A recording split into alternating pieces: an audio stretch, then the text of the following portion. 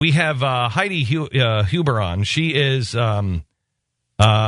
the head of OhioansAgainstCommonCore.com, and I heard her last week on Doc and Skip show on Blaze Radio in the morning, and I learned more. Heidi, are you there? I am. I learned more from you in a half hour of listening to you on Common Core than I knew. I just think you are really, really well spoken, and you're approaching this in such a way that is really simple to understand. Let me jump into what happened over the weekend. Arnie Duncan, the education secretary, said Common Core is not a national curriculum. Well, I think the timing of us talking is incredible. You know, the morning after the NGA event, I fear what diseases they've left D.C. with this time. But the gifts from the devil never come without a price, and that is exactly what we're experiencing. This idea that this is not a national curriculum, they have put in place every punitive damage, punishment rather, to suffer under if you don't do things exactly according to their plan, which results in a national curriculum. Okay, you're talking about, hang on just a second, you were talking about NGA, and I don't know if most people speak that vernacular. That's the National Governors Association, and this is critical if you're understanding Common Core. It's critical that you understand the role the National Governors Association has played in Common Core. Can you take us through this history a bit? Dial it back to the NGA conference 2005, which was the only NGA conference that incorporated the Education Summit of Achieve, Inc. That is where Bill Gates came in. It was redesigning the American high school, was the Initiative for Action, is the guise it was under. Governor Huckabee at the time was the chairman of the NGA. This to give the guise of a state-led effort, the National Governors Association and the Chief Council of State School Officers basically partnered with Achieve, Inc., which is a child of the NGA to begin with, to come up with these national standards. They don't call them that; they just call it this common goal, this common set of standards among the states, just for this objective of getting everybody at a minimum standard. But what they did was they devised it with funding through the federal government, with funding from Bill and Melinda Gates. These have become now the pretense of the state fiscal stabilization funds.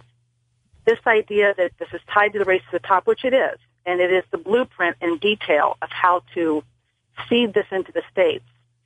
The big bucks go back to the state fiscal stabilization funds.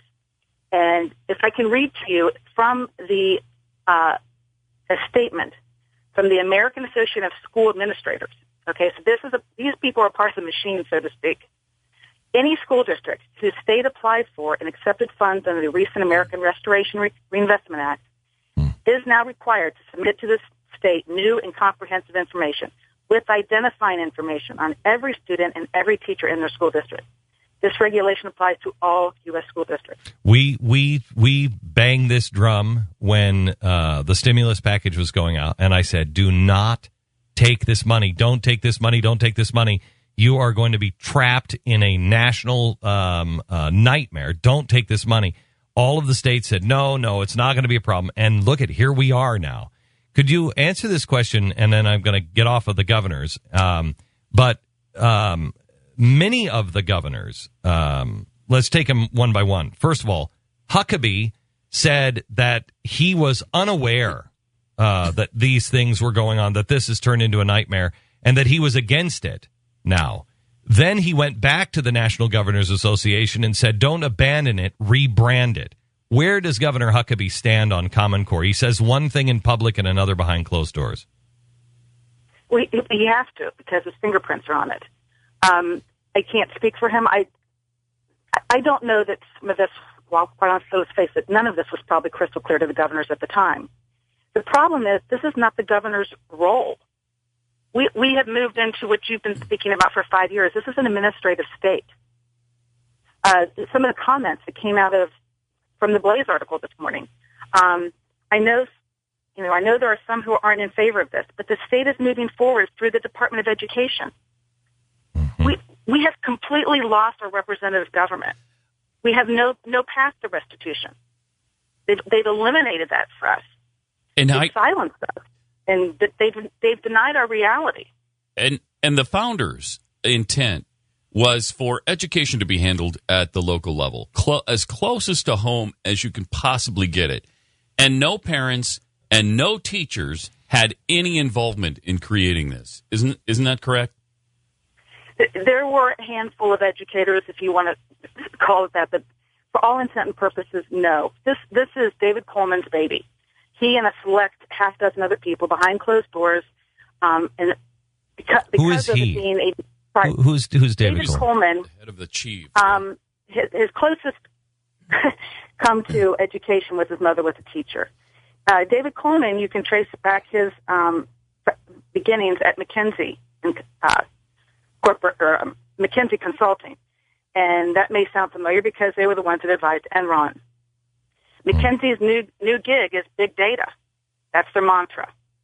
The chief people that came out of McKinsey, Coleman, Gernster, who is the IBM chairman, and Sir Michael Barber. Those three all came from McKinsey.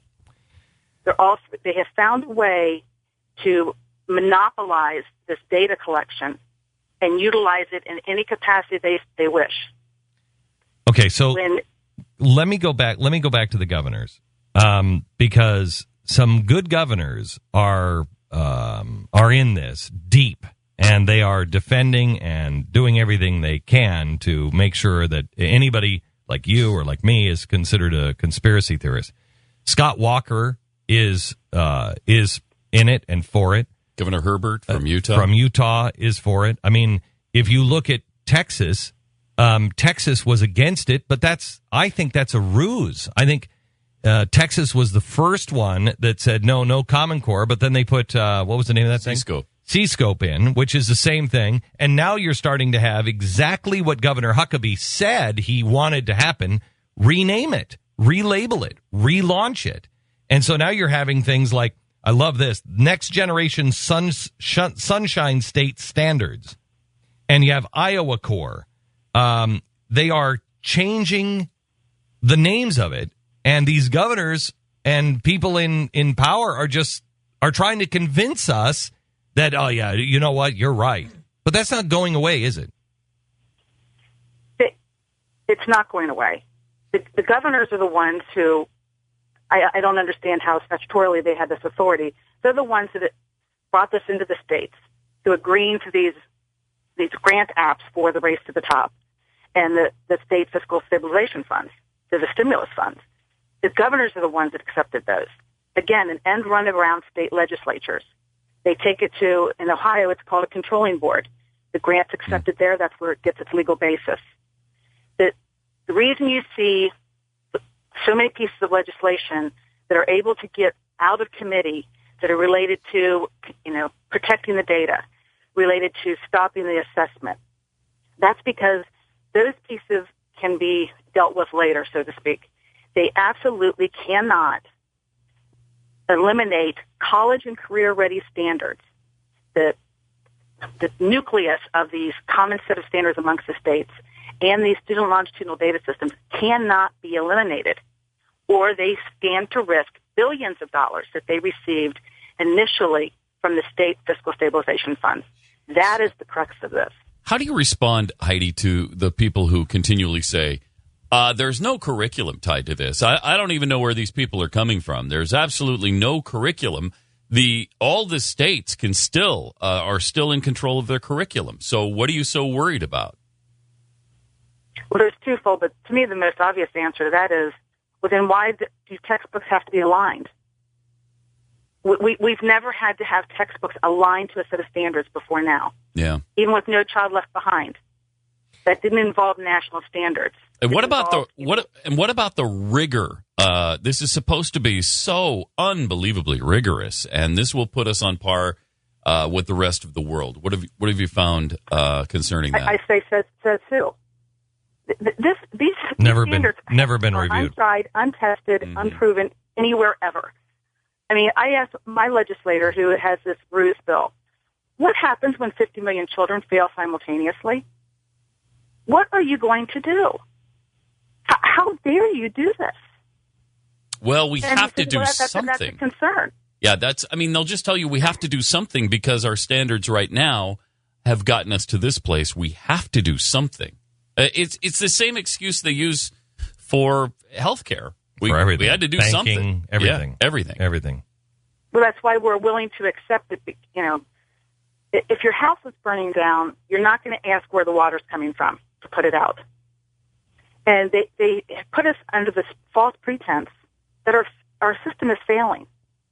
That 40% of kids get to college and aren't ready for college. Then how did they get admitted to college? So here's what I'm concerned. I mean, we don't even question the most obvious, ridiculous statements that they make to us. We started going downhill when we enforced state-level standards that came from the Clinton administration with Goals 2000. That was the most steady decline, linear progression downward. And we've doubled our appropriations for education in Ohio since 2000. Doubled. And we still have a crisis. We've gone from $6.8 billion, now we're up over $12 billion in 2015. So here's what I'm really concerned about. At some point, they have to close the door. And they're already doing it. They're not going to say you can't go get homeschooling. What they're doing is they're aligning all of the tests for colleges aligning them with Common Core. So if you can't figure things out the way you learned in Common Core, you can't compete in society. You won't get into college, which I'm not all broken up about. But am I wrong on that? No, I mean that David Coleman was moved from president of Achieve Inc. over to the president of the College Board. Right. What credentials does he have for that? He doesn't. Mm-hmm. It's all a part of the game. So what is the without going into, conspiracies or anything else, because we looked at a math problem last week on the air on television, and I asked the team, I said, is there anyone here that can figure this out? It was 15 minus 8. And I said, can anybody here solve this the way Common Core standards are expecting our children to solve it? We didn't understand the answer, let alone the question. We really didn't. I said, okay, here's the answer. Mm-hmm. And I put it up on the board, and no one in the building could tell me what the hell that even means. So what is the end game here? What is it they're trying to do? Well, in that instance, to me, you're not supposed to have the answers, because remember, you're to look to them for the answer. Yep. Don't you haven't you found that one of the main goals of this is so that parents can't help their kids with homework. They must rely on the system. Yeah, that's the state. That's what it came to me. And it also, at the same time, you can't rely on your parents. Your parents look stupid. Yep. Because your parents can't figure it out. And your parents are like, what the hell does this even mean? And the school system will tell you, well, come on now. I know, but they it's like Al Gore. Remember what Al Gore said? Your parents don't understand these things. They've been trying to put a wedge between the parents and the state for a very long time. Well, I mean, and that's the math problem is a microcosm of the entire web. I mean, the whole idea is that you, whether it's your math problem, whether it's paying your electric bill, whether it's your housing, whether it's your health care, you can't function without the role of government. That's the whole idea behind this. There is no right or wrong. It's whatever the state says it is. What is the biggest mistake people who are against Common Core make? What is the biggest mistake when talking to somebody about this? And what is the biggest positive? What makes the most inroad? What is the worst and the best argument? To me, the worst argument is we have fallen into the trap of they designed for us, which is to argue about the standards. They have reduced this to an argument about the standards. I don't care if these are the best standards in the world. I don't care if Ronald Reagan is the president. I don't want the federal government in my classroom. Okay, the worst argument? Period. Worst argument? That this is, because it doesn't sell well, that this is an Obama driven takeover. Right, and he didn't start it, so it's a weak argument because it's been going on for a long time, and he technically did not start this. Right. He didn't. Heidi, this is a 50-year march since 1964. Yeah, so it's a bad to call this Obamacare is wrong. Is wrong. Heidi, I thank you. We have got to run, but I thank you so much. OhioansAgainstCommonCore.com. OhioansAgainstCommonCore.com. Keep up the good fight. I know the governor is against you guys on this, but the truth will always win in the end. And until they shut technology off on us, your voice will always be heard. Heidi, thank you very much. Appreciate it. Good luck tonight with the Google guys. Thank you very much.